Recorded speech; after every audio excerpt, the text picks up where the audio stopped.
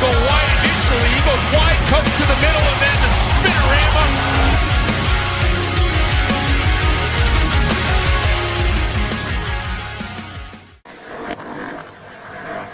Welcome to Flyers Alley, bozo.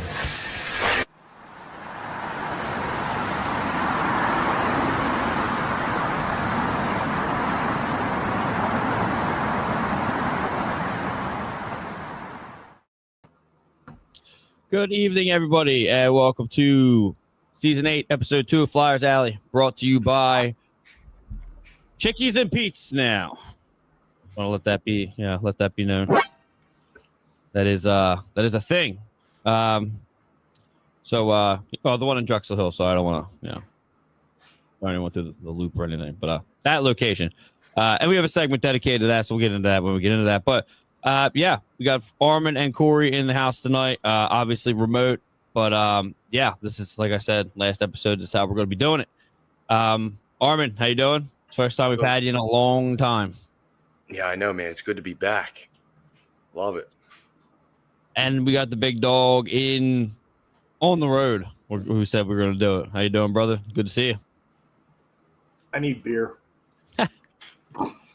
Yeah, I had a little too much of that last night. I literally just jogged my ass off the couch about 20 minutes before the show. Hey, on the road, traveling, working, same deal. The American dream. Right, so before we get into this bad boy, make sure everybody goes to our Facebook page. We have a group and a like page at facebook.com/Flyers Alley, on Twitter at Flyers Alley Pod 1, and Instagram at Flyers Alley. You can also find our YouTube at Old City Sports Network and subscribe to that bad boy. If you are a content creator, we will do a sub for a sub. And we'll get that bad boy going. Also, go to www.oldcitysports.com for all your favorite OCSN podcast articles and our sponsors. And visit our merch shop at ocsn-shop.fourthwall.com. The link is in the description. That's kind of fucking crazy. But the merch is solid. I know Brandon Pauls is floating around there somewhere out there in the crowd right now. Him and Jess Hess both bought some Flyers Alley merch. Pretty solid. So go out there. The prices are very reasonable. I know we're living in a weird time. And also make sure you guys check out the other shows on the network, The Living Room Show, What I Can Remember, The Grit and Barrett Podcast, The Howl, Between the Benches, The Puck Drop, Yins on Ice, and Ducks and Pucks. So we're going to go over the games that have happened, and this segment is dedicated or brought to you by River Lily Coffee Co.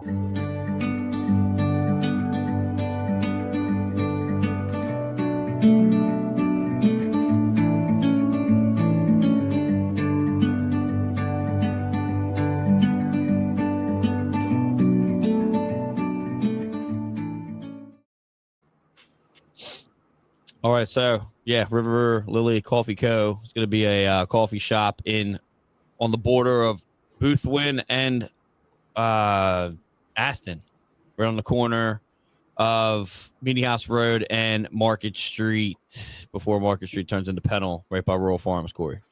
That big house, it's going to be a coffee house. It's going to be a place for local live music to play. My buddy Joe is the one that's doing it, so obviously we always do the small businesses here. So, that's going to be a new one.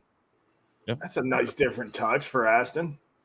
Chai, Boothwyn, whatever the hell you want to call it. Yeah, it's gonna be cool. I'm a former musician, so I'm all on board with it. So, interesting setup for the house too, though. By the way, it's a big house. I think that used to be a real estate office, wasn't it? It was a lot, among other things. Yeah, but all right, let's get into the games that have happened. Flyers won against the Bruins 3-2. This went into a shootout. We got in the second period, Noah Cates scores his first of the year, assisted by Bobby Brink and Tyson Forrester. My boy Rodrigo Abols, we'll get into him later as well. He was assisted for his second of the season by Gendron. Is that Alexis Gendron? Is that what that is? Yeah. And then they go to a shootout. Bobby Brink nets one, and then everybody else doesn't, so he wins it for the Flyers. you guys end up? I know it's preseason. Everybody's busy at the beginning. Were you guys able to watch this, or we gotta? I guess I'll go around the horn since we'll just go to Armin. We haven't heard from him in a long time. So no, I didn't catch the game. I watched that was Monday night's game, right? So I didn't catch that game. I did catch some highlights and just the Kate Forrester Brink line. Loving it. I caught some of the highlights, but I don't think they're gonna split that lineup at all. But yeah, that is a good thing. Yeah, loving the chemistry there. Yeah, I think you're gonna see a lot from Kate's this season. But yeah, Corey, what do you got for got anything for that? Or I can't say anything on that game. I did not get a chance to watch. I was working till like 9:30 that night. Yep. So, but from what I have gathered is, I know this is the game that we're talking about, and I'm not really 100% sure if he even played that game. I don't think he did, but there's a lot of shit talking about Zamula. We're gonna get into that. Don't you worry.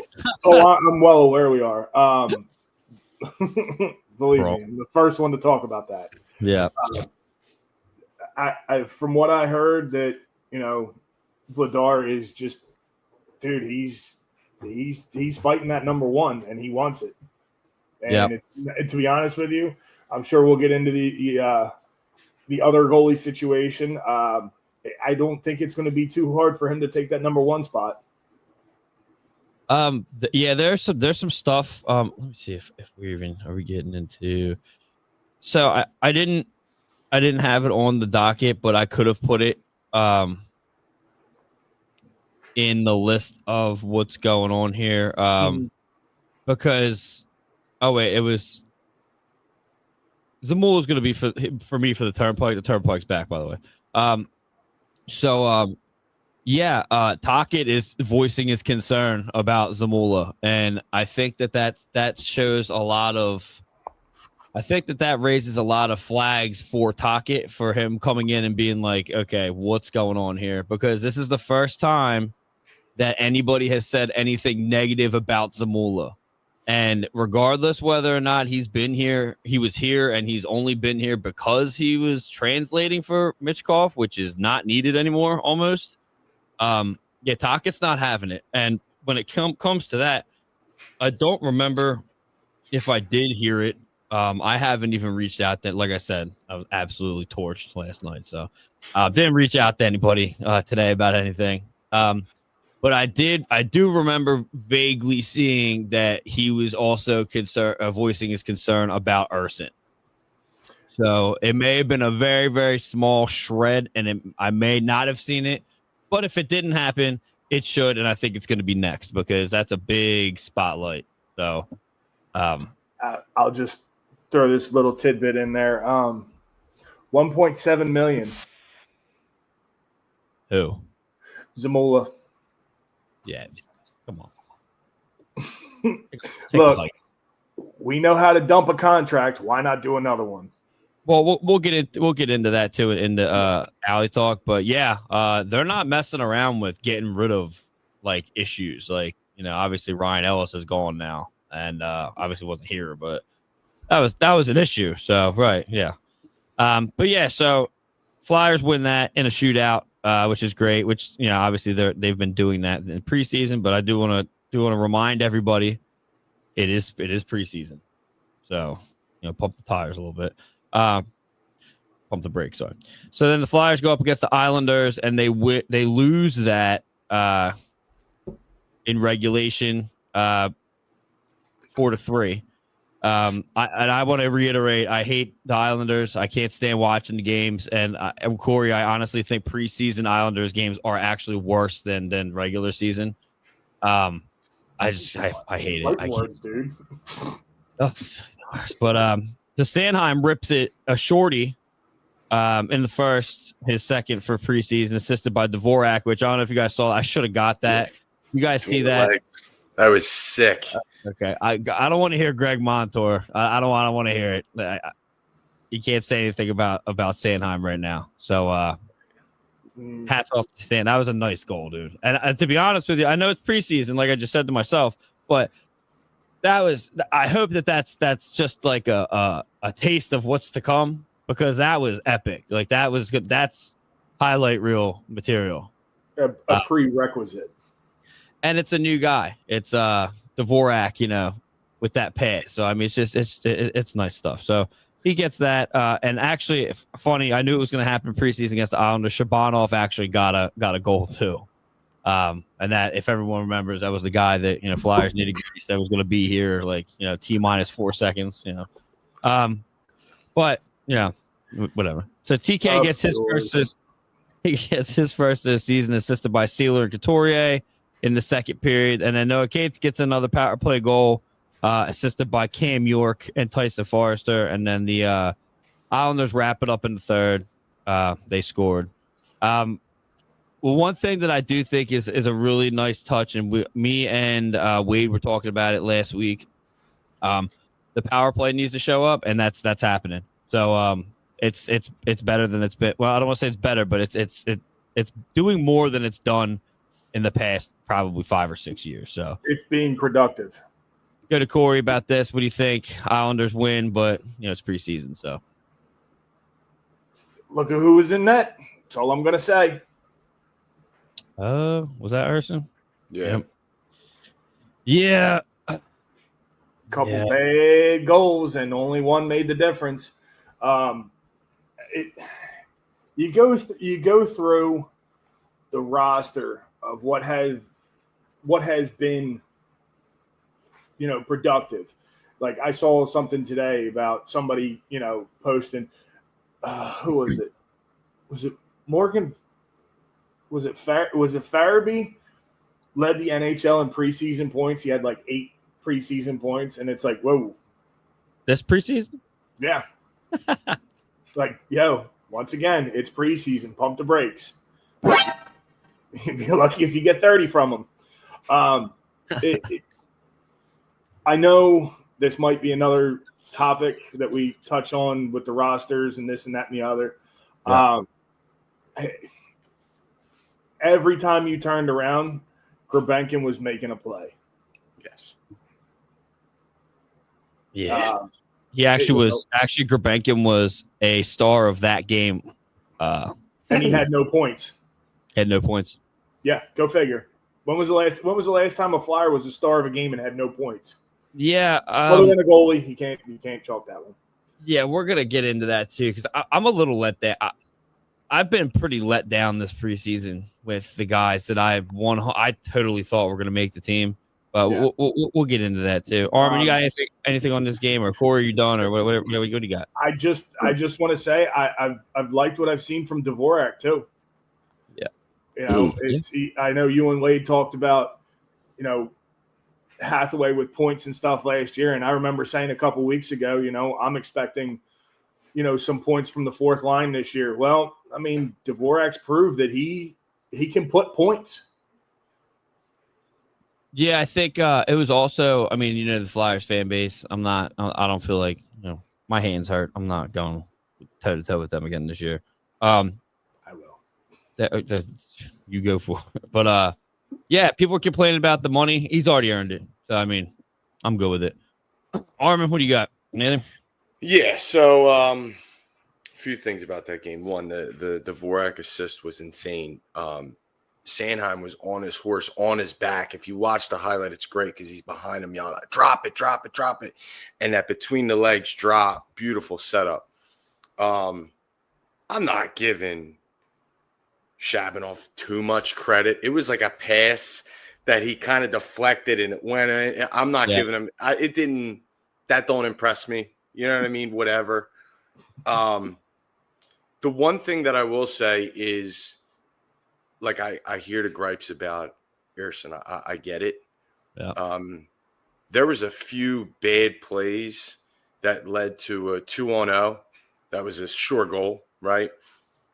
I believe it was Zegras passed it to Drysdale, and he kind of just fumbled it when he should have kind of chipped it up the boards or something. He just didn't handle it well and gave it up. And you could see that whole game after every goal he let up, he was like visibly like, dude, where are you guys at? Where are Right. we? You know what I mean? And I get that. So I do believe I believe it was the Adam Pellet goal. He should have been there. I don't know. They said, oh, maybe it was a screen. Like there was nobody in front of him. He should have absolutely made that save. He just was sitting there. So like I'm not ready to throw him out yet. I want to see how he fares. You know, yes, it's preseason. I want to see how he fares when it matters. Right. But there were some plays where it was like, dude, where's the defense? Where are you guys at? 2-0. You know, that's ridiculous. The thing that, you know, I see in Armin, you know, I'm not quite ready to crucify him yet, but your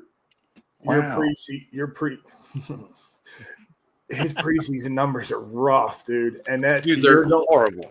But yes. My argument is he's going up, and these are preseason numbers. He's not even going up against a full roster of NHL players. You're going up against guys from the ECHL who came up from the WHL, who are locked in at the AHL. So you're not even playing against a full roster of NHL players. You're going up against ECHL, AHL guys, and you're getting made to look kind of stupid. Yeah. No, absolutely. Some of it is absolutely inexcusable. I get it. There's just like in my head, it's really easy to say, goaltending's horrible. But if you're given, you know, breakaways and 2-on-0s all game, you got to give him a shot. Like, and I get it. He's a professional goaltender for an NHL team. There is a standard. There's an absolutely an expectation that you need to play at 100%. And 2-on-0s, it's going to be keep giving them that. I mean, what is the sample size? Right. You know what I mean? Like, what are we really looking at? Of course, they should score on a 2-0. Absolutely. I don't EAS. It doesn't matter. I don't care. I think it could go back. It could go back the other way too, though, with Vladar. Like, so I liked Urson, and I will be honest with you. Like, I think the goalie is almost like the coach. Like, they're hired to be fired, because you're only good until you're not. So like, Vladar says flat out, like, so he's already speaking his mind, and they've said that he has said, you know, obviously, I don't want anyone in front of me. If they're coming in, let them come in. Like, don't be in front of me. And he's been very successful. I don't care what you say in the game. For them to come out and say we've seen what we've needed to see from him, and have him, you know, play fewer games. I'd be wanting to play him more, because we know what we're getting from Urson, and it is subpar. But I think, like I said, I was actually on the puck drop yesterday morning, and they were asking about what was going on and everything. And I think it's, you know what you're getting from Sam Urson, and it's not enough. And I think the Flyers make that mistake, and have made that mistake for so long, with bringing the goalie up when they need that goalie to be the hero of the city, in a situation where if that goalie, or we lose, that goalie's torched, like gone. Like it happened that those 9 goalies we had during that goalie carousel, when Carter Hart had better stats than fucking 9 goalies, and then they brought him up, and then, you know, regardless of what the reasoning was that he lost his mojo, he did. And then Sam Urson was the guy.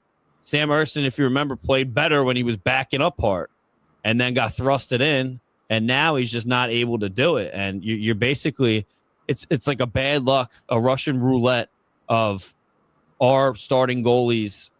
Something happens, and then the backup has to be the starter. So, I mean, I'm on board with Dan Vladar, because even if he does like lose some games, that's his job. Like, he's the backup. He's not supposed to be. And real quick, just so we can move on, and if anybody has anything else to say at the end, the two on, you know, 2 forwards coming at him with no defense. It is preseason, but like at the same time, like, I take that seriously, because then you're getting a sample size of what's to come in the season. Urson's got to save some of these shots. Like, some of these shots are like, dude, you're not even moving. Like And the same thing with Kolosov. Kolosov did the same thing. So, I mean, I'm not a goalie, and I know everybody that are goalies are like, oh, sometimes it's an impossible shot. No, not when you're making if you're making more than $900,000 a year, block every single shot. I don't care how ignorant that sounds. Like, block the shot. I'm sorry. You're getting paid to do this. Block the shot. So that's why Cal Peterson couldn't save a beach ball, because he wasn't making 900,000. Nah, he's only making $10 million. I think he's only making $875 this year. And he went to the Wild, I think. I mean, I'm okay with that after making $10 million and never seeing really all from us and sucked any games, and then going. Oh yeah, I'll take just give me like 900,000. I'm good. I got 10 million. Don't worry. One small little tidbit that I'll add, and I'll ask a question out of both of you guys on this one. Yeah. Do you think Urson got too comfortable and got in his head? I know he's a professional athlete. You are an NHL goalie. What's he? 1.45 million a year. Do you think he got it locked in his head that, I'm the number one goalie? You get it first, Armin. I think that's a fair assessment, right? You had Fedotov, Kolosov, right? All these guys, and we were running with him all year, and I think that can absolutely get in your head. It's like, it's my spot. You guys can fight for my backup. Not saying that he's that type of guy, but it could be seen that it's easy to get comfortable and know that your spot's safe. You know what I mean? I could see that. Yeah, I think I don't know. I think you could be. I think that they put him in a situation where what else is he supposed to think? I mean, yeah. I mean, and everybody hears all the shit that's going on, like all the rumors and is Kolosov coming? Like, is that going to be a thing? Or now he's down in Lehigh, so now he's got like Vladar. I'm listening to all the Flyers pods during the offseason, and Vladar's mentality is probably the best of any goalie I've heard in the past 10 years. He says, listen, if I'm back up, I'll be back up. Whoever earns the spot. And that's what it is. And he's really, really humble. I don't know if Urson is that guy, but I think if he is, I think they put him in that position. If he like, you guys can fight for this, but I don't think that's how it's going to be. So we got a comment from Greg Montour. I agree with Corey on Urson. And that's coming from a goalie. Yeah, I think you might be right. Thanks, all right, moving on. Yeah, he won't. Moving on to yesterday's, the last preseason. Ben, eat my burger. Okay. My boy strikes again. That dog's a savage, dude. I love it.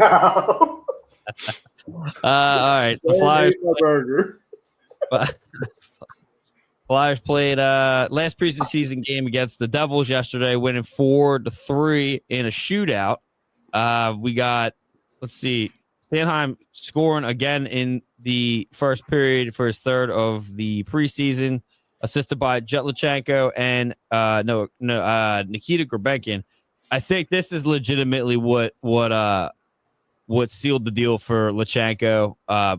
Or them justifying keeping Lachenko on the roster. They were legitimately waiting for him to score or get a point, and I think that's what ended up happening. So then we got Konechny scoring his second, a power play goal assisted by Michkov and Drysdale in the second, and then Konechny scores again, assisted by Sanheim and Drysdale in the third, and then we got the shootout.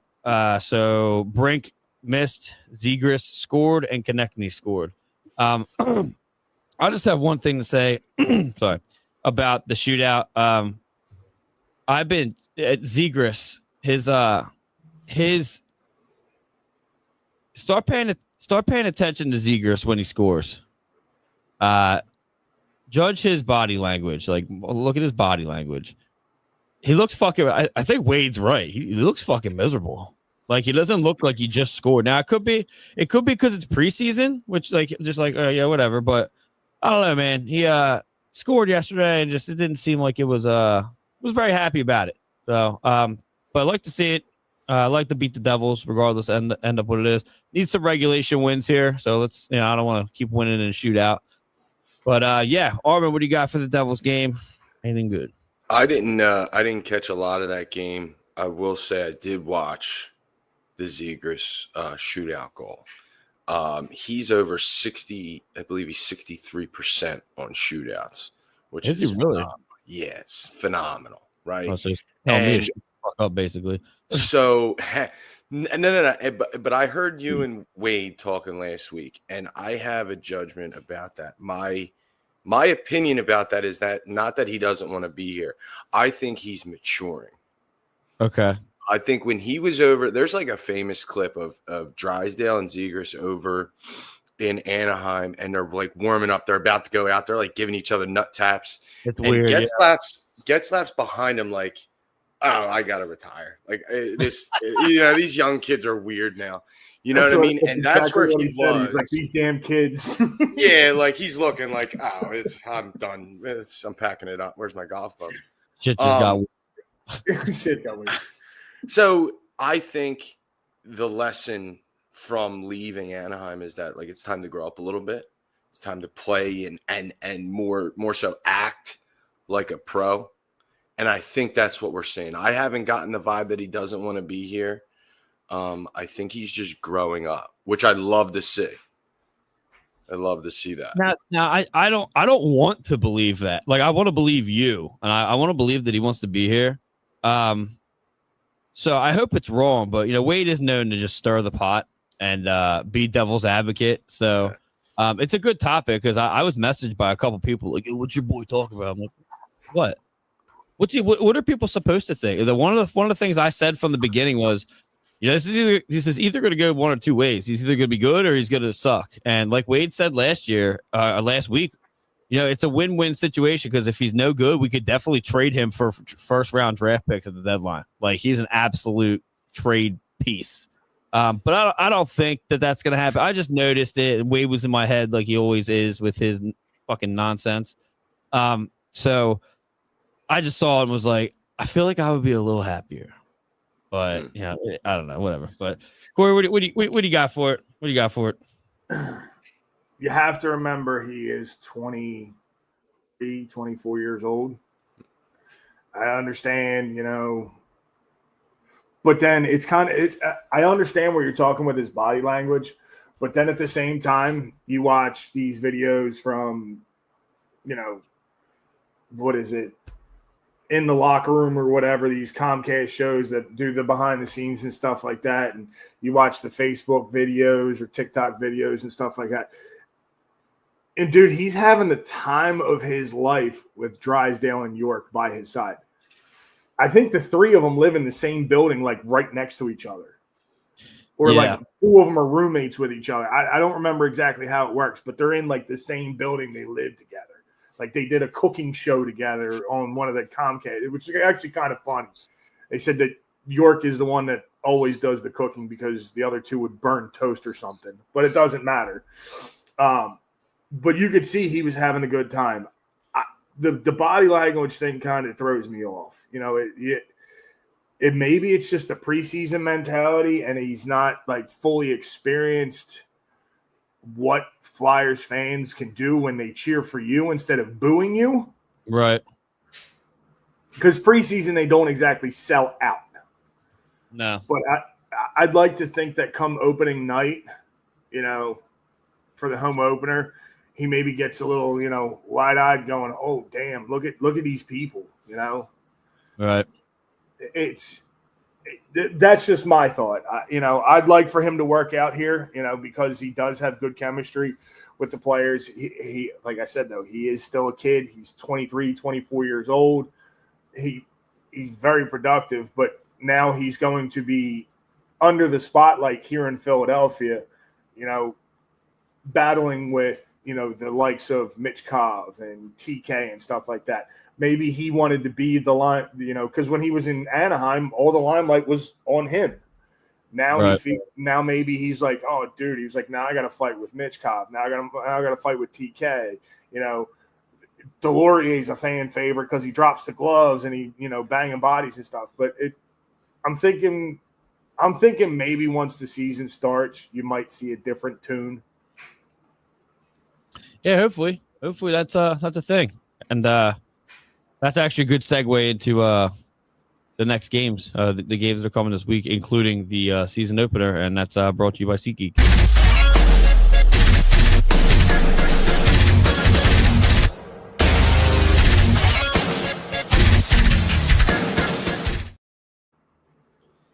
All right, upcoming games brought to you by SeatGeek. Go to your app store, download it if you don't already have it, and use promo code Old City Sports Network for one word for $20 off your first purchase. And use a bunch of emails. I finally got everybody in the network saying that. That's the way to do it. And yeah, get her going. So yeah, the season opener is Thursday, October 9th at 7 p.m. in Florida at the Amerant Bank Arena, and it's the Panthers. And yeah, so this is obviously everyone's revving up for this one too, because it's obviously against the Panthers. We do good against the Panthers. They have two. What was it? Kachuk's hurt. Was it their captain's hurt? Who the hell's their captain? Barkov, right? Bark. Yeah, that's a bit. Those are two big deals. Like they do have Sam Reinhart. He's a big gun. So I mean, so how we're gonna do this? We are gonna guess this week. I'm gonna write it down and say who was right, who was wrong. Brandon and Greg out there, if you guys want to send yours in as well, you don't have to do it now. You can send it after the game or after the show. I'm gonna go with a win.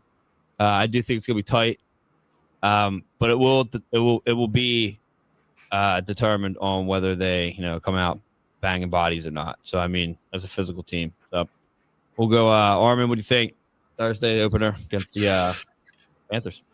I think it's a loss. I hope not. I hope we win the game, but I just have visions in my head about them in the Stanley Cup Finals. They have like 4 lines of power forwards, just hard-nosed hockey. That's tough to play against, and that's the atmosphere over in Florida. It's just a tough atmosphere. But I think we dropped that one. I do think that Danny Briere has shown that he is no slouch and he is an absolute magician when it comes to being the GM here. I do think that he's mirroring how they've built their team. I don't know if any other teams are really doing too much of that. Obviously, in the draft, you could tell that we were getting bigger, very big, a lot bigger than we are. So I think regardless, it'll be a good game. Corey, what do you think? My hope is that Florida is so freaking beat up from that absolute melee last night between Tampa and Florida that they're so hurt they can't come out and win. Yeah, that game last night. It was very similar. It wasn't almost to that point, but it was nearing it to the Flyers Ottawa game back in the year. There was 14 ejections. There was how many different fights? You had 2 or 3 guys that shoulder bomb or whatever from Tampa just absolutely sucker punched Ekblad, behind the net on that hit. And then he's skating to the penalty box, and then he's pointing over at the bench, and it's like, dude, you're an AHL scrub. Like, you are a freaking crumb, dude. You are a nobody, and you went and just suckered Aaron Ekblad.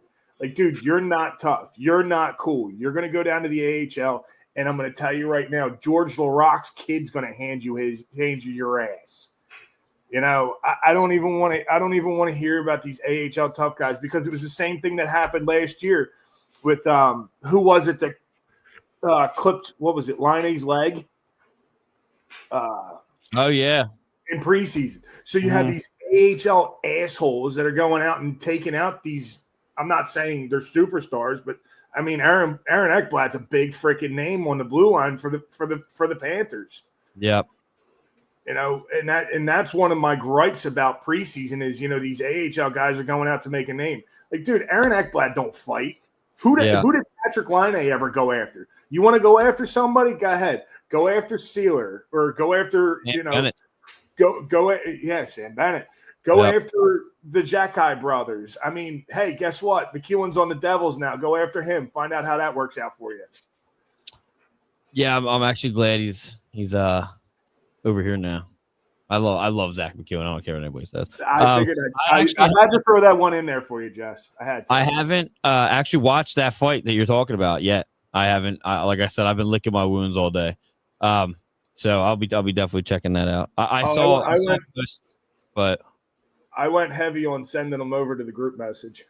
I'll get in there. I've been on Do Not Disturb all day. Leave me alone. Brandon says I'm saying we win again. We win against the Panthers. Wade chimes in, run them from the top line, hit everything. He says it's a W. Going with a win. And Brandon says can't believe both Lightning and Panthers had to combine over 200 PIMs. Yeah, I gotta watch this. I gotta watch what's going here. I told you it was a melee. It was absolutely bananas. Close to the Flyers, Ottawa, but I mean, it was something. Got a fan of Armin's in here. Armin, Don Hudson. Thanks for chiming in, brother. Yeah, so we got the Panthers on Thursday. What was it? Let's see. Yeah, we have the Panthers on Thursday, and then we have the Hurricanes on Saturday. And honestly, these were the two, and Greg Montour chimes into it, says win for the Flyers. So these are the two teams that you really only have to worry about on the East. I mean, I know some of the teams I'm going to name aren't, in the Metro or anything like that. But I mean, the Panthers are a problem and Carolina are a problem. The Lightning are not a problem anymore. Nashville is not a problem anymore. Jersey, I don't think we're going to have a problem with Jersey. None of the New York teams are really going to give us too much of a problem. I mean, the New York Rangers are going to surprise everybody with how bad they're going to be this year. And then you get into the Midwest, and a lot of the teams are kind of in the same spot as us, and even still staying on the East-ish. Buffalo's ass. I mean, you really have no excuse this year. Flyers can literally come out and do some damage. And we do talk about a little bit in the next segments and such about like what's going on this year. But your guys' thoughts on the Hurricanes? I'm going to go with we're going to lose this one. We got Corey. Let's go you first. I gotta say the Flyers for the first two games of the season coming out hard. Those were two tough teams on the road. What the hell? On the road, and that makes it even worse. When you come out against those two, it's like, damn, you're going up against Brindamore and everything like that, and Brendamore's no joke anymore. Pocket versus Brindamore. Yeah. Armin, what do you think? We getting a loss or a win with the Hurricanes? I think we win in a shootout. I think we take the win, but we let them have a point. And write this down. It's going to be 4-3 shootout win. Whoa. Okay. I hate shootouts. Just saying. I don't like it either. I'm just telling you what's going to happen. I wish they would just go back to the continuous. Yeah, just I think we touched on it last season, where they do like when I played and stuff. We used to do the old Canada and America rules. We used to call it the Can-Am rules. It'd be 5-on-5, then 4-on-4, and then 3-on-3, and you continue 3-on-3. Mm-hmm. Jesse's grinning from ear to ear. I'm not gonna say anything. You know how I feel about that. You remember our conversation? You wanted to go 1-on-1. Yeah, I do. 2-on-2, then 1-on-1. Let's rock. You know how good that would be? You know how dead everybody would be? You'd have a dead team before you get there. Yeah, night off. Get out of here. Anyway, Armin, so what we got? Brandon says we got a loss to the Hurricanes in a shootout, and Brandon also says I'm saying 5-4 shootout loss to the Canes. So I'm saying we lose. Corey saying, Armin saying we win in a shootout. Okay. All right, well, that's going to bring us to the home opener against the Panthers at the good old Xfinity Mobile Arena. And I'm pretty sure we're going to have press box. That's when we're going to start up with our press box attendees. Tyler Grace and his sister, McKenna. Oh, my God, I'm getting this wrong. I can't remember. Leah Grace. Sent them to a preseason game. They debuted in their respective spots. But, so I'm going to also say this, too. This is going to be a win. Just give me 1 second. Yeah, yeah. This is going to be a win, and it's going to be in regulation. I do think that these battles against the Panthers are going to be they're going to be bad. Basically, we're going up against the team that we're trying to mimic with how tough they are and how they check a lot for their physical, and they have guys that can throw down. I think Ryan Lomberg's still on that team. And then they got Sam Bennett. So, I mean, I think you're also going to see a little bit of I know this guy's not making food in the background. This dude's a maniac. Wow, you're so dominant. I think it's going to be it's going to be a good series. I don't know how long those two are out for on the Panthers. Barkov and Kachuk, but I'm not saying that I condone anyone being hurt, but you got to take advantage of this when you can. So this is the time of the year that you really have to start building up 2 points. You don't want to do shootout wins. I'll take them, but you don't want them for they matter really, really, really, really important at the end of the season. So Armin, what do you think this home opener against the Panthers? Home opener at the crib. I like the Flyers win. I like the Flyers winning that one. And I want to say I'm not 100% positive, but I think Barkov's out for a substantial amount of time. I think he's actually out for the whole season. I don't know about somebody drafted him. I'm sorry to cut you off. I think someone drafted him in the fantasy league, and I remember breaking his balls about it. I'm like, dude, I don't think he's going to see the ice. Oh, speaking of that, actually, our fantasy is tomorrow. Ours is. Let's get it. What time? 9:00 at night. Yeah.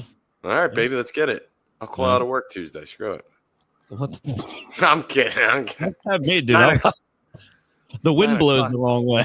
I'm like, you might as well tell me it's midnight.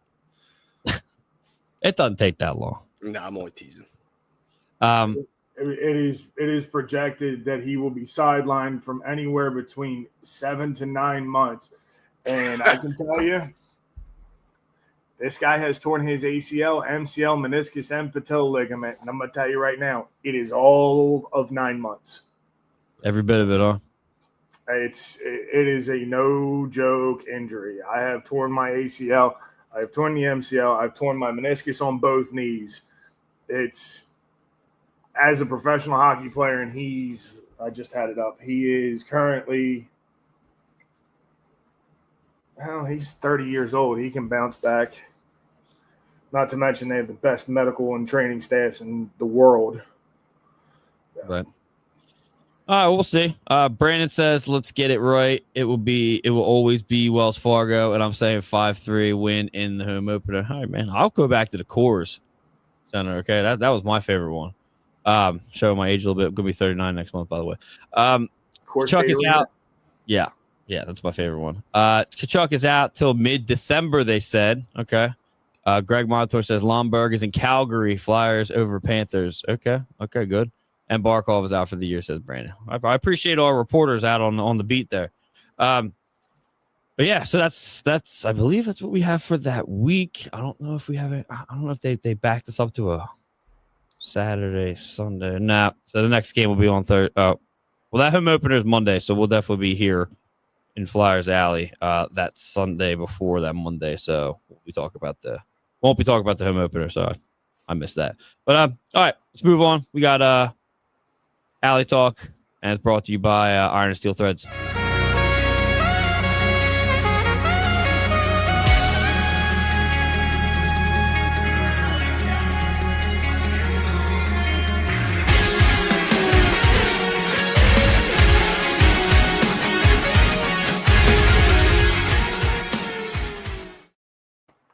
Yeah, if anybody's interested, that's actually a band that I listen to called Dreamwake, and they've made saxophone breakdowns, and it's amazing. Moving on.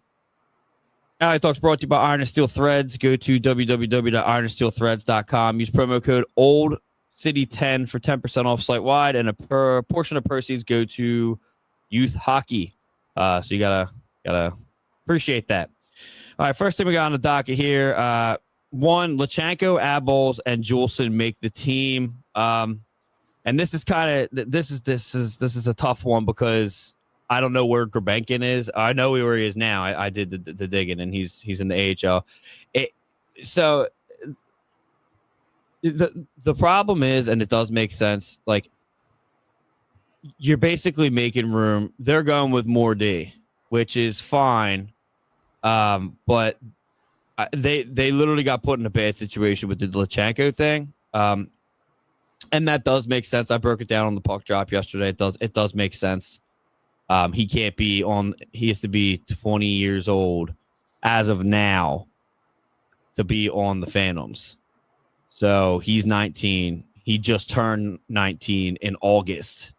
So he can't play for the Phantoms. So he would either have to be on the Flyers or he would have to go back to juniors. They did not want to send him back to juniors because golf sucks. And it's literally just not going to help his development at all. So they kept him, which I think was the right move. They kept Juleson, which honestly, I don't know. Turnover machine is what I saw. So nothing to write home about. And this is my first gripe with Tocchet is that these two guys that you got, you told them you wanted, they're not really adding up to much. And now one of them has been sent down already. So I don't know what the point of that was. And Abols is here and he needs to be here because the dude's an absolute machine. So I don't have an absolute issue with it. I think Juleson should have been someone else. There's a lot of guys. There's a lot of guys I would have brought up instead of keeping him up. But I guess we'll see. It is early. But yeah, your guys' thoughts on this? Lachenko, Abols, and Juleson make the team. They're on the roster. Boy, who we got? I agree with not sending Lachenko back to golf. 46 games last year for golf. 21 goals, 35 assists, 56 points, 46 penalty minutes. And then he played 9 games with the Phantoms and had 3 points. I like keeping him. You really didn't have much of a choice, in my opinion. Do I think some other people got shafted? Yes. But I agree with keeping Lachenko. You can't send him back. I think the cool thing, and I keep bringing it up because I was on the show yesterday. The questions they were asking me were pretty good. Yeah, the Phantoms look good. So I mean, my guy Ty Murchison, the one defenseman that I'm really high on, Carson Dorwart, he was sent down, but he's going to be one of the first to be brought up because if it was going to be anybody, they're saying that Gaucher is, but I've heard from higher sources that Dorwart is their like dark horse, and I'm all for it. I love the kid. I think he's going to be great. But like I said, Ty Murchison's down there. I'm high on him. He needs some development. He's going to be good. Hunter McDonald he's starting to get mean. Had a little fisticuffs the other night, which is great. I love seeing that. So Phantoms going to be good. That's the one highlight I have of this decision is that the Phantoms are going to be great, and Grabenkin's going to be up. I mean, like I said, I don't like anybody being hurt, but someone's going to get hurt. So I mean, these guys are coming up. So yeah, I agree with you. I just don't like the possible path of him driving back and forth to Lehigh Valley, and not literally him driving, but what I'm saying though is I'll pick him up. I don't. You gonna be at the Mountain House every weekend then? I actually am going up and I'm going up. I don't know. The Phantoms are going to be a very, very good team. They're going to be, dude, and their coach. I did an article on John Snowden. Let me tell you something, bro. That guy probably has a body count. Like that dude is not joking. Like he's drill sergeant material. Yeah, dude. I didn't know anything about him. Bill Meltzer asked me to do an article for Hockey Hot Stove, and I didn't know anything about him. And then they did the training camp interview with him for the Flyers. like, who the hell is this guy? Like, I'm like, not trying to make any sudden moves. The guy is like, out of his mind. I don't want to get smacked. No, he looks like he's been through it. I think, well, most definitely, I'm going to say that he ran a tougher camp than Lappy did, and this is not a shot at Lappy, but I think the players are going to have a focus with this guy behind the bench. Yep. I also don't think you're going to have to deal with the black cloud of Cal Peterson. You know, if a goalie's having an off night, oh God, here we go, throw Beach Ball Boy in. You know, it's. I can't stand that shit bag. I think it's going to be a better season for the Phantoms. It's still going to be tough to compete with Hershey because they have a very good team as well. It's going to be an interesting season. Is all I'm really going to say. Armor, what do you got? I love Jetlichenko. I love the kid. And Abels is older than I thought. Kid's 29. He's going to be 30 soon. Yeah, it's a little bit older than I thought. Well, that was the problem, that they were saying that he's playing so well that the only thing that would hold them back from them keeping him is that he's 30. But like, and the guy's story's great too. So continue. Sorry. No, I like him at center. I think I love his play. I mean, the dude's all over the ice, knows where to be, solid center. I love Grbinkin too. Dude's the man. He was in everything but a casket this whole preseason.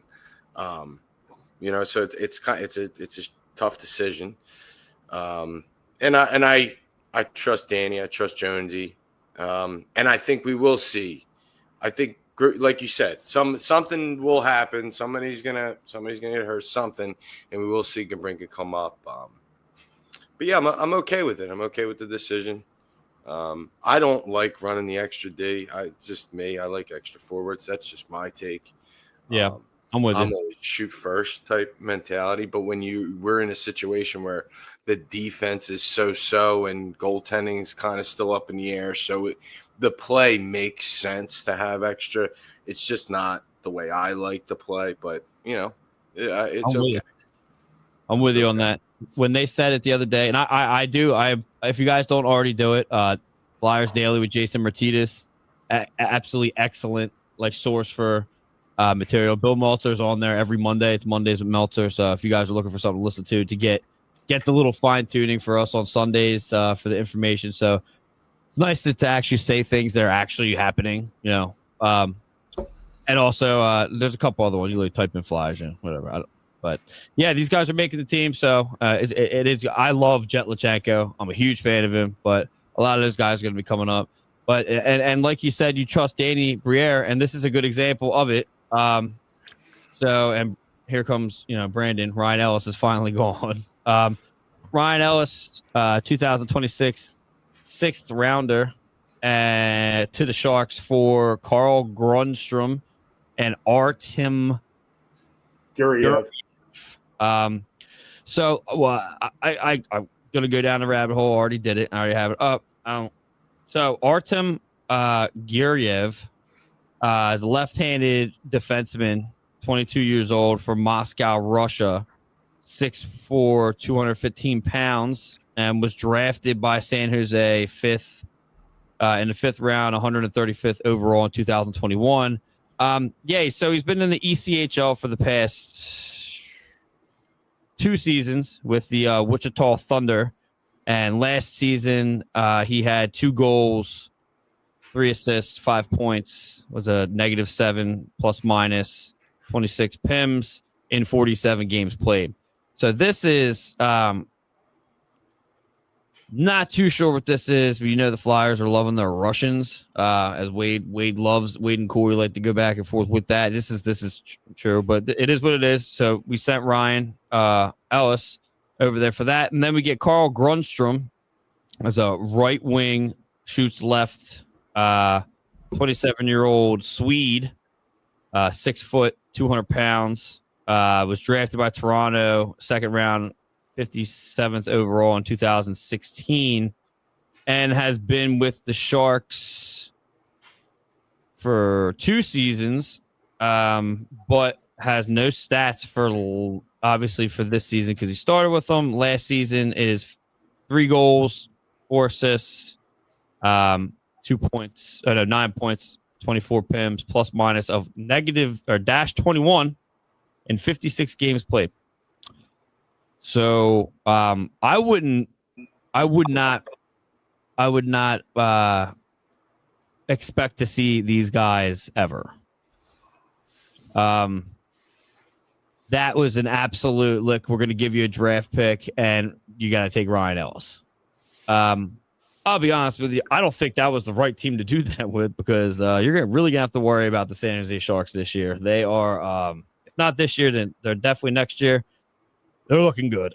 But, yeah, you guys' thoughts on this? I literally gave you all the information that you would need to make a decision because these guys don't really – I mean, it was to get rid of – it was – to me personally, this was Danny Briere, Jonesy, and Tocchet being like, we need to get Ryan Ellis off the book. So, Armin, your thoughts on this trade here? Oh, I love getting rid of Ellis. I asked you guys in the group chat earlier, like, what's our cap sitting at? And right now it's at $46 million for next year. And somebody let me know, what were we on the hook for with Ellis? $6.25 million. All right, cool. So now you're over 50. Right, and like that's huge. You guys want to hear? Grunstrom costs you 1.8. Okay, you know what I mean. But still, that is money for Quinn Hughes. Telling you, I'm in on that. And you've been saying that, and like secret conversations with some of my buddies. I'm like, listen, I think we got a shot because I'm in on that. Why not? Oh yeah, I think that would be huge. I think it would be huge. What does he make right now? Who? Quinn Hughes. That's not where I was going with that, but I can do that. Hold on. Yeah, Armin, sorry. But over $50 million of cap space next year, you can do something. You could do something big. Right. You know what I mean? This whole the where they had the state of the organization, and Dan Hanford was like, in that bozo Howard Eskin was like, what do you mean you know if you don't make the playoffs, that's not it. He's like, I'm not trying to make the playoffs one year. And he don't know nothing about hockey. Nope. He's a bozo. I hope he sees it. He's a bozo. He's a crumb bum. Absolutely. So I've been hearing that word thrown around a lot. I absolutely love it, by the way. Yeah. Gotta love it. If, he said, we're trying to build a team, not so we can go to the playoffs one year. I'm trying to build a team so we can go to the playoffs every year. And that's huge. Now you got $50 million cap space with the one pick in the first, 4 or 5 rounds next year. You could do something here. You could start building a nice team. We can improve defense. Obviously, it needs it. Improve goaltending. Add a solidified, bona fide 40 goal scorer, right?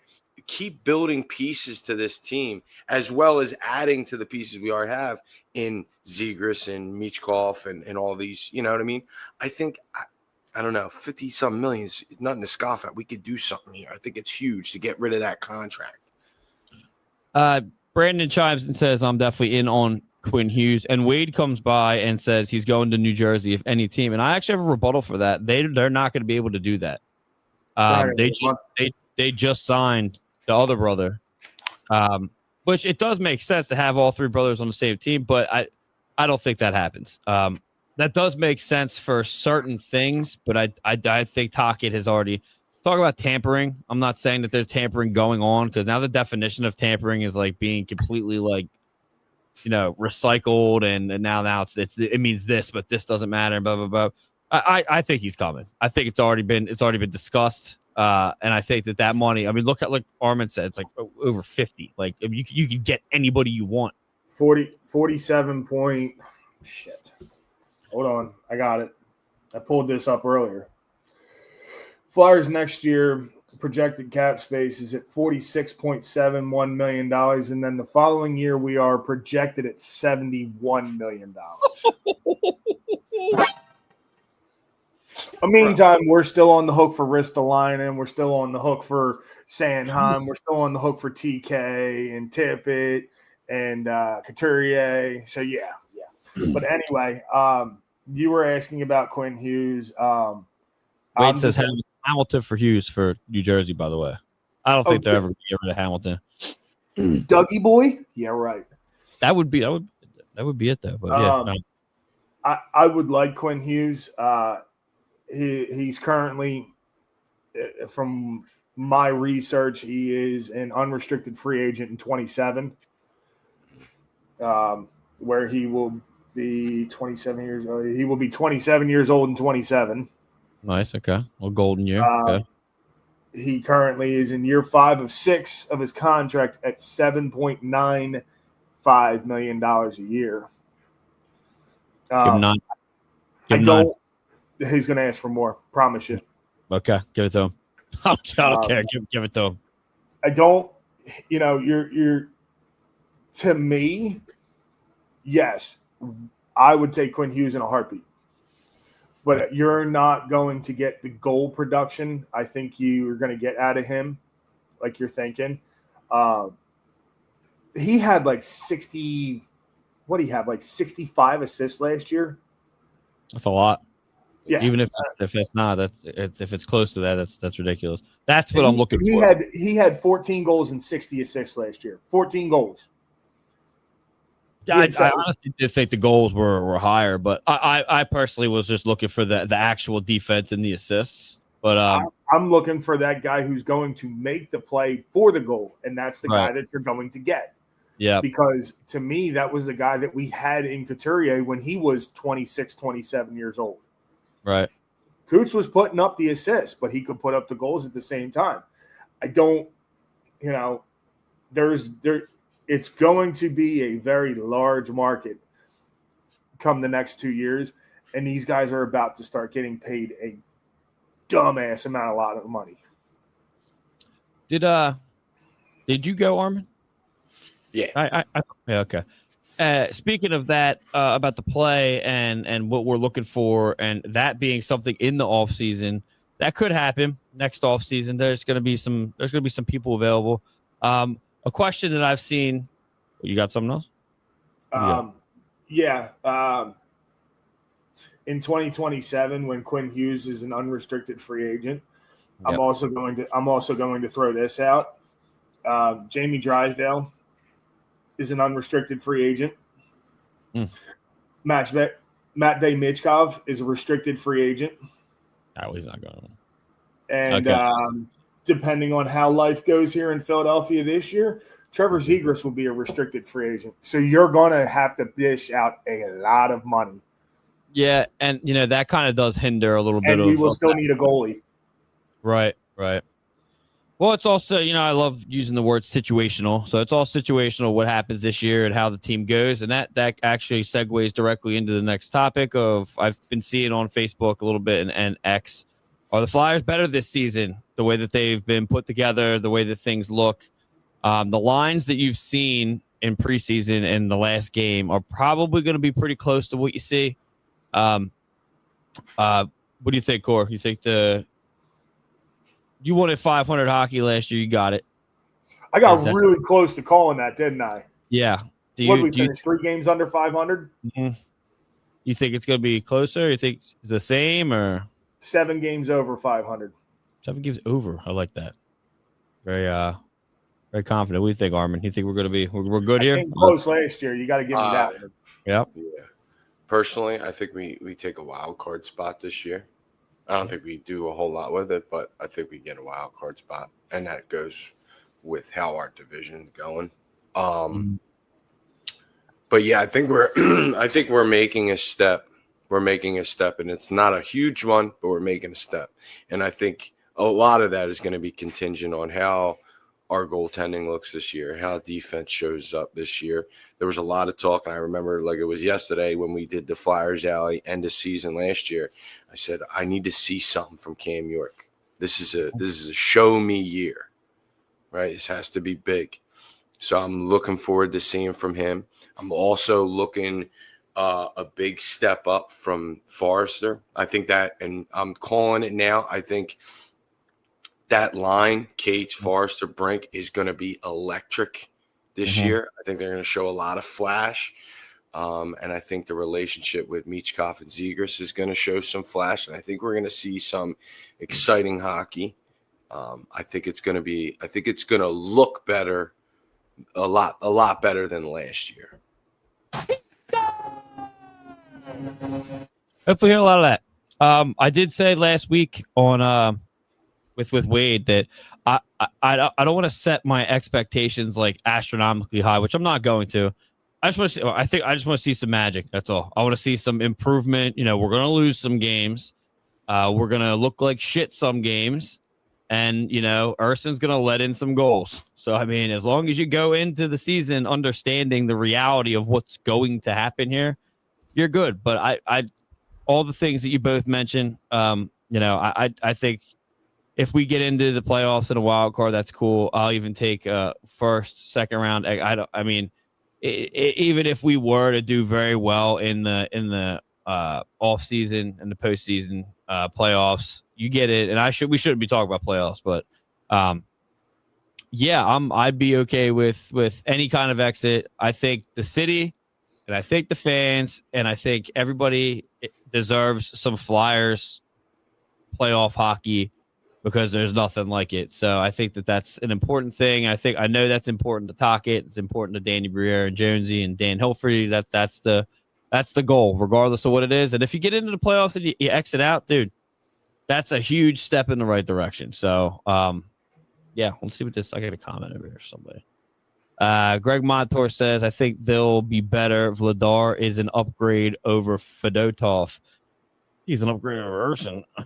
I'm actually in the process of finding out what the deal is. So usually they'll promise the goalies you get this many starts and then you get this many starts. They're not riding with a third goalie.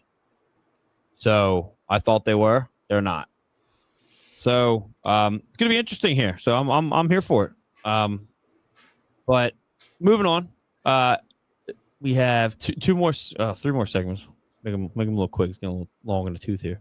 Who stood out in preseason for you guys? Armin, we'll go to you first. Dvorak, from what I've seen. Dvorak, Vladar. I was surprised by some of his play. And TK showing back up. I feel like he got lost towards the end of the season last year. It was good to see him showing up, putting the puck in the net. I thought that was good. It was good to see. All right, where we go? Core, what do you got? Gurbankin. I knew that was coming. I knew that was coming. I'm telling you, did you guys? Jesse, did the Facebook page? Did the Old City Facebook page post any of his post game interviews? Yeah, the one. They're great. Yeah, the dude's a damn riot. Yeah, dude, he's the man. I mean, I read a lot of the things that go, on the pages and stuff. Toronto Maple Leafs fans are still pissed off that he's not there anymore. Yeah, I think Lawton's hurt. Lawton's lower body injury, expected 8 weeks. Unfucking real. 8 weeks. Yeah, they're pissed. And then Gurbankin, he's loving life down here in the A's. I give a shit, dude. He just loves life. I love guys like that. Like he was talking about it in his one interview with the overtime, in overtime, he was like, in Toronto, he's talking about how his conditioning is just so much better here than it was up in Toronto. And, the dude, you can just see he's the type of person, he walks in a room and all of a sudden everybody's like, yo, bud, what's up? He's that guy in a locker room that, you could be having a real crap day and he just, boom, he makes you laugh. He's talking about, I think he did some kind of interview at a cheesesteak and he was talking about how it went through his missing tooth or something like that. I'm like, dude, the guy is a riot. Right. I got it. Montour says, enjoyed the show, guys. Got to go get ready to play now. Yep. Don't hurt yourself out there. Gurbankin definitely is my number one that stood out. Dvorak, I was very pleased with him.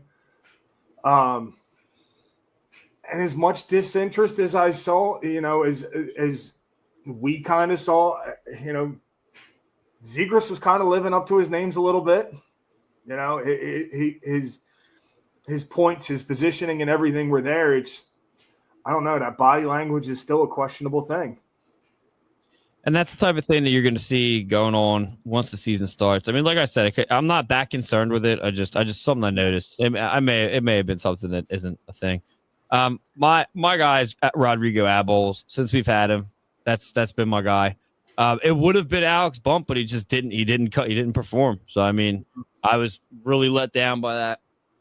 But they were right to send him back. It did not work out, which it's early. Full season with the Phantoms, yeah, he's gonna be something. But yeah, Jetlachenko, I can't leave him out. He's definitely the only thing he needed was to score, and he got an assist, and that'll work for me. But you're gonna see some stuff from this kid, so I'm here for it. I'm all about it. This one too. What do we do with Risto? I don't know. There's probably not a lot on this. This is the last one we have until we get to Beauty of the Week. So I don't know what you're going to do here. I'm not even sure what his projected. I think he's only out for a couple weeks, but maybe like mid-November or some such. My issue with this is now you got guys that are going to come in and fill that void, and then you're going to bring him back, and then he's going to get hurt again.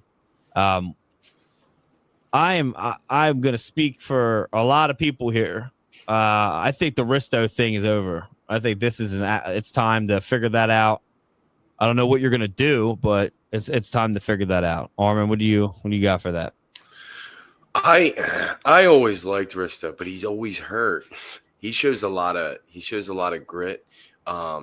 He's got that hard-nosed style of play that I'm just a big fan of. But he's always hurt. I think we're done with the experiment. I think I'm good now. But I mean, it's just one of them things. Like if he was healthy and he's playing right, I'm in. I'd love to have him back. I mean, for the simple fact that our depth defensively is just not there. You know what I mean? You could plug him in on the bottom six anywhere, and he's fine. You could toss any of them out just because the depth ain't there on this current roster. That's just my opinion. But if the dude can't stay healthy, it's just time to let him go. Core? Yeah. $5.1 million. See ya. Buy him out. 5, and not for this year, and for next year. Oh, okay. Yeah, no. Well, you just let him stay there then. Okay, so you got rid of a long-term IR guy, and now what? You're going to throw Risto back on it? I liked when the Flyers got Risto because I remember when he was in Buffalo, dude, he was just a brute. Yeah, he was a brute.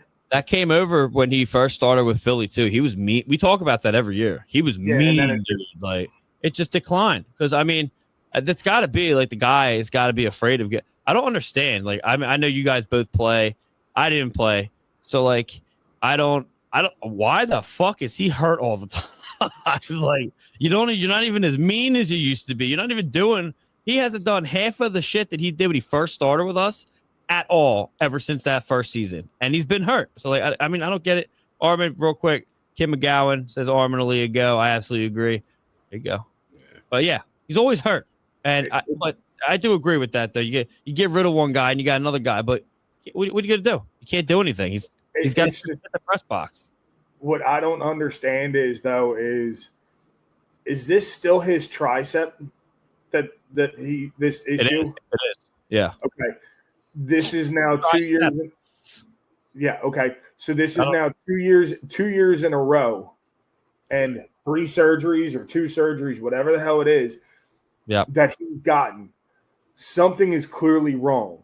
I don't know. Is it a nerve problem that's destroying a muscle? I don't know. I'm not that well versed on shit. They're like not that. releasing anything either, so that's They it. never do. But what I'm saying though is this is now 2 years in a row with the same exact surgery they're allegedly talking about. These triceps injury surgeries. That's 2 in 2 years. There's clearly an issue. There's clearly a problem. What do you have to do to figure it out? Like, I mean, at $5 million, he's got to figure it out, because guess what? He's the second highest paid defenseman we got behind Sanheim. Right. Yeah. And it's Kim McGowan says he lost his heart. I'm in agreement with it. Maybe he lost his marbles too, but His roster spot. That's he lost the. And when you have 2 surgeries in the same spot, that back to back, bye girl. Bye, girl. Yes. But when you have there's something, it's very. I don't think you're going to be able to come back from that. That's going to be easy. Especially now you got to go find a dumb team to take his contract. Especially as big as he is too. So like that's I don't know. 6'4", 225, and he's 30 years old. Right. Yes. And honestly, remember last year, right before the trade deadline, didn't he get hurt like right before it too? Everybody was talking about, they're revving up to trade Risto, and then boom, he got hurt, and every rumor stopped. We're like, allegedly, this would happen to us, but it is what it is. Let's I think let's get going into the Beauty of the Week, brought to you by Warlord Beard Oil.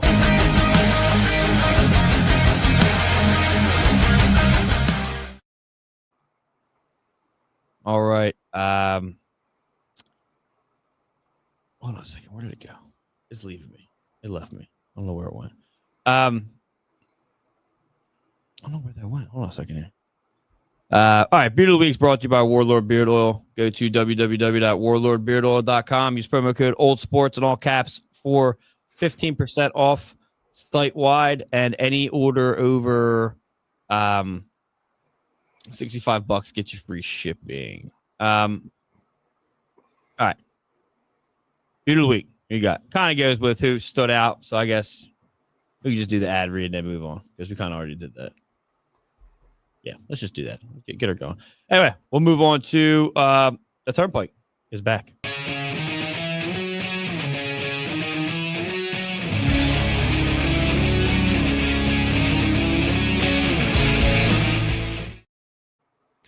Turnpike is brought to you by Chickies and Pete's in Drexel Hill, Pennsylvania. Deep in the heart of...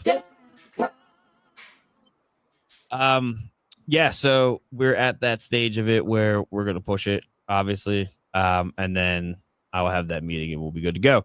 So Turnpike, for me, it's got to be Zamula. It's happening again. I'm sorry. Got to throw it out there. And now Talk is voicing his opinion about Zamula like we talked about earlier. So just can't. And maybe I think it was Juleson too. He was having some difficulty having it turn into a turnover machine. So it's gonna be those two. And I don't know what you're gonna do with Zamula. I think Corey said earlier it's like 1 point something mil. Figure it out. You get that is one of your main issues. Zamula is one of your main issues. So you gotta send him packing. Corey, what do you got? Who do you got for Turnpike? Who's got their thumb I up? hate Zamula. There it is. By the way, his buyout is $813,000. Buy him out and send him gone. Yeah, I think it's crazy that you haven't seen him. Now it's going to start. Obviously, I can't do another season with that big oof at the blue line. I can't. And I honestly do think it has to do a lot with them needing him for certain things, but not being able. They needed him for two things. Obviously, he's a defenseman, but then you need him to translate for Mitchkov. Well, one of them's done, and he just never did the defensive end of it. Okay, so he's your 7th defenseman for the year, and he doesn't play. I'm cool with it.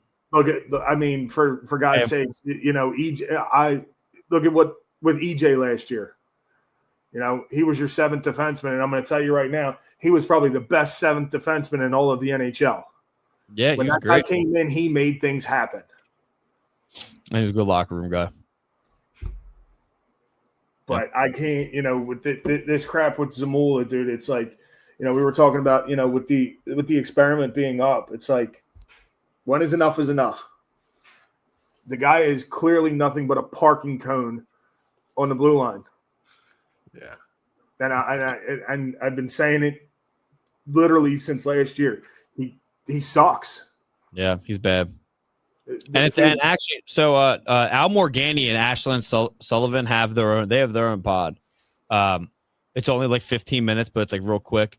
That was absolute. Al Morgani is telling everybody that this it's done. Like, can't believe he's out there. Can't believe, you know. Do believe the product that we're getting from him. So Armin, what do you got for Turnpike? Yeah, I'll beat the dead horse. Zamula's got to go. It's bad. It's all bad. I'm tired of seeing it. I don't like him. I've never liked him. I'm over it. I'm over him. You get rid of him. Bring up anybody else. What difference does it make? That's what you know. And I think, you know, we send him up the Turnpike, and then we give a glance to Urson and just say, it could be you next, right? Like, need you to step that up too, you know? But definitely send him up, but give a glance to him and just let him know that he could be next. Hey, buddy, we're looking at you. Yeah. Kurt Schuler chimes in. What's up, boys? What's going on, Kurt? And Kim McGowan says damaged goods. No. He was never good. You can't have damaged goods if you were never good. Yeah. It's funny too. My father-in-law, obviously, lifelong Flyers fan, was real high on him, and I was. It's just the Mole's bad. There's no like Armin said, you can kicking the dead horse, or beating the dead horse here. So I mean, but all right, let's get on to other cool things, and that is our dust up segment brought to you by Polished.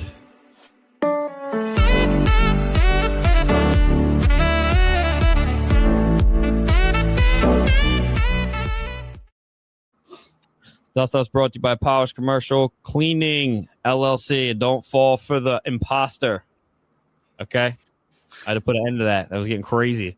Need some commercial cleaning? You know, the link is in the description. Tell them Flowers Alley sent you. You'll be good. You'll be good to go. I actually called to get my basement done. There we go. The old dungeon done. So yeah, obviously this is our segment. It's interesting because that's such a. I'm gonna put my own tires up. That's a nice little, like, you know, positive video, and then it's 4 videos like this. Kaliev, and he made no mistake in the back of the net with 6:48 to go. The lead is cut in half.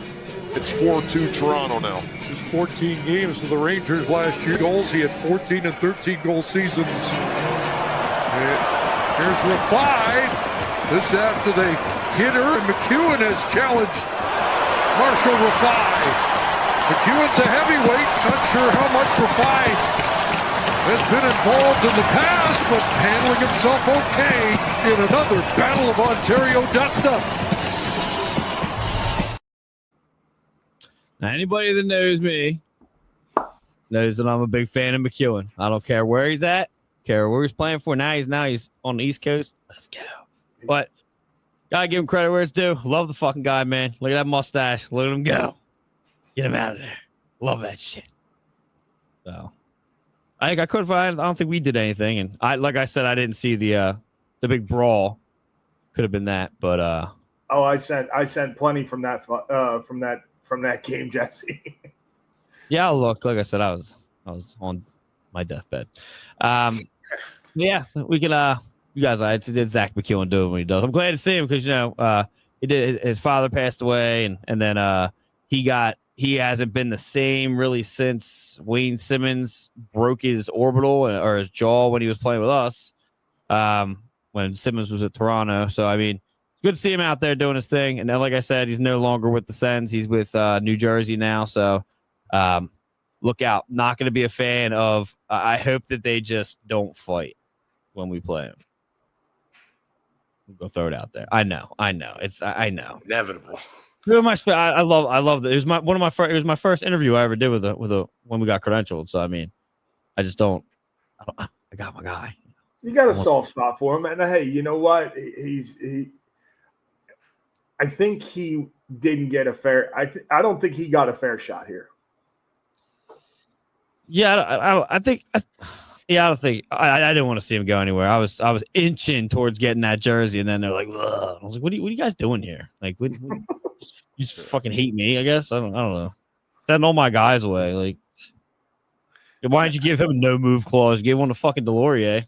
Remember when he was dangling Corey that one year? McEwen just came out of nowhere. All of a sudden, he's like, "Boom!" We're like, "What just happened?" And you guys want to send him away? He came down the slot and did like a 1-footed backhand pass to the far face-off dot, and I went. Yeah, he did a couple times. He scored on the one. We're like, "What the fuck just happened here?" Who is that? But the one time we were boozing in studio here, and all of a sudden we were like, "What? Who the hell is that guy?" Like, wait a minute here. But yeah, love him. The city loved him too. He was all about it. So, but yeah, Zach McEwen doing his thing. We'll do it every week. If we can't have a Flyers one, we'll go find another one. But all right, let's get the final thought. Brought to you by Custom Concessions.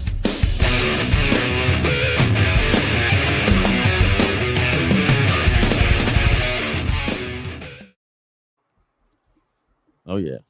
Final thoughts brought to you by Custom Concessions. If you're in the food truck biz, need some stuff done, need some parts, need someone to show you the ropes, go to www.customconcessions.net/home and send an email. All right, anything you guys got? Final thought? Anyone in the crowd has something to say? You want to say something funny, whatever, we'll put it up here.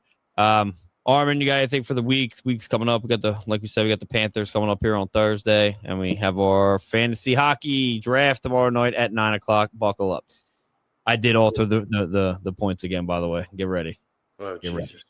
Games are going to be 1,000 points each. That's right. That's great. It's insane. 100 points per goal. I'm in, dude, boys. I'm so fucking excited. Hockey's back. Yep. Like, I'm so hyped right now. I live for this. This is great. I can't wait to start watching games, but games that matter. I'm so in. I just can't wait to watch hockey. I want competitive games. And I'm making a prediction now. I'm going to talk a little shit. I'm winning fantasy this year. That's just what it is. It's just what it is. At the very least, if I don't win, I beat both of you guys. No shot. And then I'm fine. No, I won last year. That's fine. Yeah, and this ain't last year. Okay. I'm with it. No, it's great that it's free. Yeah. But we did talk about we have been talking about the only thing that sucks is some of the people in the league are like, I think we got Eddie from over in Ducks in Anaheim, and Greg is up in Canada. We were thinking about getting a trophy and just shipping it around, but I think we should. There's a trophy place right up the street, so might do that. Are any of them bozos from the Penguins show going to be there? He's in there. Yep, Caden's in there. God bless him. I was just talking the other day.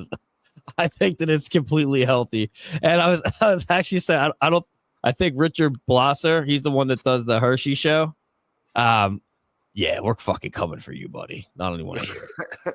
It's completely I see them say things in that group chat, and my first thought is like, I gotta say something mean, but then I'm like, don't do that. I don't even know these people, but like, I don't know them and I don't like them. If you're gonna be part of Old City, you better have some thick skin. Yeah, I don't know them and I don't like them. I hope they see that and get fucked. I don't care. I'd rather get AIDS than watch a Penguins game. That's a true statement.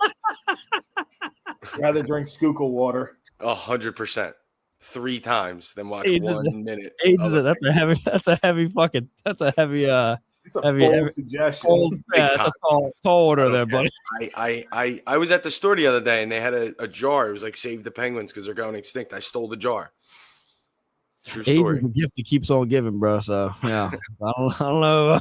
Anyway, Colin from I didn't know you could comment on X. There we go. Comment from X. Let's go.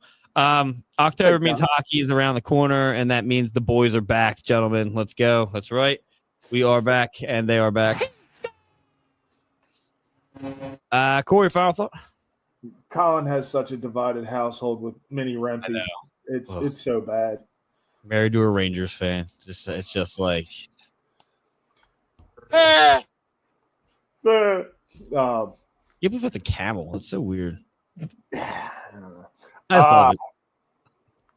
Armin, you are not going to win fantasy this year. Oh. Should put a side bet on it. Come on with it. Because Right. if you remember last year, hold on, bro. I'm going to call you out now. I'm going to call you out. If you remember last year, you were texting me going back and forth going, yo, who you drafting? Who you drafting? I got text messages. From you. Who you taking? Who you taking? Don't give me that, Corey. And you and Jesse, you're worse than my fiance talking about last year. Remember last year when this happened? It ain't last year. We're playing this year. And I'll tell you what, I'll bet you each $20 each that I beat you both. I don't even have to finish first, but I do better than you two. I'm gonna up your $20 bet. Oh, no. I'm good. I'm good on that part. I'll do Nope. Shoot it, baby. It's you and me, Armin, on this side bet. Shoot it. I'll go for Philly 20. Rito. What's that? You and me are betting against the Philly Rito. Done. Whoa. Done. Yeah. Done. What a solid bet. Done. I'm in. Wow. Where do you get that? We go see the Wolfman. Oh, okay. Done. It's a handshake. Okay, let's do it. I'm not doing that. The New Year saddle up. I don't know who this is, but I like That's her. my mom. Like, I love her to death. It's your mom. Yeah, that's my mom. Maybe Yeah, we watched should 4 throw minutes her of in the hockey in her fantasy. whole life. That is love amazing. her. I love that. Love that. Please come back every week. Usually we're going to be at 12 o'clock. I believe we're going to do that. But this week was a little difficult for Armin here. But it's all good. We're good to go. Yeah. Final thought is like Colin said, Flyers are back on Thursday. We will be giving people as much content as we can with the photography. And I know Leah is going every single practice and every training camp that has happened so far. So hope we'll be getting that going. But yeah, with that being said, make sure everybody goes to www.facebook.com/Flyers Alley for our group and like page. There are both. Just answer the questions. Don't be a scrub. And I'll let you in. Yeah, Crom. I'm gonna get a sound clip. And go to Twitter, follow us at Flyers Alley Pod 1, Instagram at Flyers Alley, and make sure you go subscribe to our YouTube page and click the little bell so you get notified every time we do something. Make sure you go to www.oldcitysports.com for your favorite OCSM podcast articles and our sponsors, and visit our merch shop at the link's in the description. It's kind of weird right there at OCSNshop.fourthwall.com. All of our pods have merch up right now, and they're really high quality. And those pods are the Living Room Show, What I Can Remember, the Grit and Bear podcast, the Howl, Between the Benches, the Puck Drop, Yins on Ice, and Ducks and Pucks. Boys, thanks for coming in. Good. I see. Just a quick thank you to everybody who did show up to the cornhole fundraiser, the cornhole tournament fundraiser as well. It was a good turnout. Weather was perfect. Yeah, well. We do a lot for not only the community, but we do a lot for other people's families as well. So I just wanted to give a quick thank you to everybody who came out, donated between the gift baskets and everything like that. I believe we had donations from Warlord, from Wolf Superior Sandwiches, Iron and Steel Threads. Did we have the coffee company in there too? Yeah, Perla Coffee. Yeah, it's not in the description. They're not a sponsor, but they did help out. They're out near Sam's Way. They donated a bit. Well, I'm just giving them a shout out as a thank you. But yeah. Thanks for everybody who did come out. It was a good time. Yeah, brought some ringers in that won the tournament, huh? Yeah, I know. I didn't listen. I didn't know that you bought like professional bags. Like they showed up with their own bags. One side was grippy, and one side has grip on it, and the other side was smooth. I literally told them, I said, "You're not using them." They're like, "Yeah, we are." Horse shit. I'm like, "What?" I shouldn't have even played, but I'm usually pretty good. I didn't stand. My uncle Paul, I threw him in the middle to try to get them off because he's good. And he was just like, "Who the fuck are these guys?" I'm like, "Yeah, I work with them." But yeah, Brandon Paul, last of the comments before we end this bad boy. Love my Flyers. Allie had as well. Will Edwards said he missed it. Really wanted to make the event, and Kim McGowan said, "Do it for the grandparents raising grandkids." Yeah, it was just now, Colin. Who the fuck brings the rim professional back? I don't even talk about it. I work with them every day. I got to listen to their shit. But they did. They got to win the Wolf Superior gift card, and they got that slick little cooler that it was inside. So, but yeah, with that being said, we will see you guys next week. I think Wade will be in studio. I don't know if we'll get everybody, but we'll see what we could do. Thank everybody that's watching, and make sure you guys come and check us out next Sunday at 4 p.m. Eastern time. I'm Jesse. That's Corey. That's Armin. We are Flyers Alley, and we'll see you guys next week.